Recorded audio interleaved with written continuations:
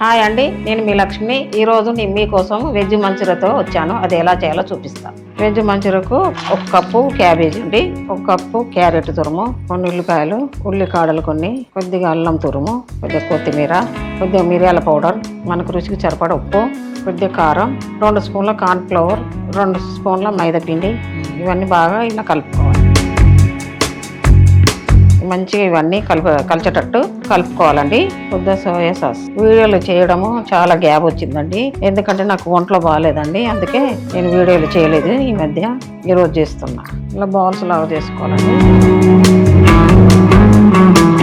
చేయడం అయిపోయిందండి, మనం ఇవి డీప్ ఫ్రై చేసుకుందాం. ఆయిల్ వేడెక్కిందండి, మనం ఒక్కొక్క బాల్స్ ఇందులో వేసేసుకోవాలి. కొంచెం కాలిపోయినాయండి, ఇంకా తీసేసుకుంటాం ఒక ప్లేట్లో.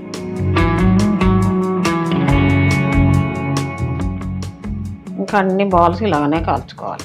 వెజ్ మంచూరియా చాలా బాగుంటుందండి. కడాయి పెట్టుకొని పెద్ద నూనె వేసుకోవాలండి.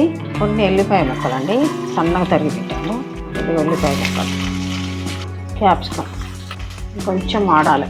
ఇవన్నీ సన్నగా తరిగిన పచ్చిమిర్చి ముక్కలు దోరగా వేసుకోవాలండి. టమాటా సాస్, సోయా సాస్, కార్న్ఫ్లోర్, కొంచెం వాటర్ వేసుకోవాలి, కొద్దిగా కొత్తిమీర. మనం వేయించి పెట్టుకున్న బాల్స్ ఇందులో వేసేసుకోవాలి. Veg Manchuria ready. టేస్ట్ చేసి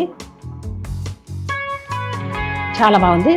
వెజ్ మంచూరియా రెడీ. టేస్ట్ అయితే అదుర్స్. చేసుకోండి, ఎంజాయ్ చేయండి, లైక్ చేయండి, షేర్ చేయండి. Thank you.